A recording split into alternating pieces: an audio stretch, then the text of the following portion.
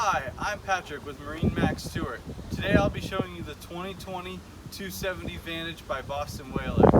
If we start here at the bow, I will show you that the boat has stainless steel cleats as well as stainless steel rod holders with drains that end up draining into the bilge.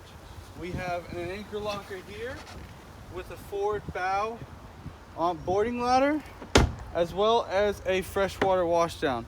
All these cushions are removable, so if you did need to go fishing with your friends, you can take them all off. We're gonna have a giant storage compartment here that goes about 6 feet back, all the way underneath the helm seat. As you move to the midship of this dual console, we'll have a block off door to separate the kids, or if you want to keep the dog up front, you can do so. As well as a head. Beautiful, gorgeous head with sink, fresh water. Lovely peak job. The boat has JL audio speakers as well as digital throttle for its twin 300s in the back.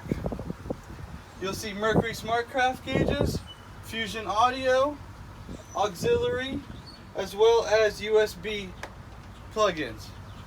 This beautiful lounge chair can sit up for both sides, as well as fold all the way down as a couch if you want to lay the kids down.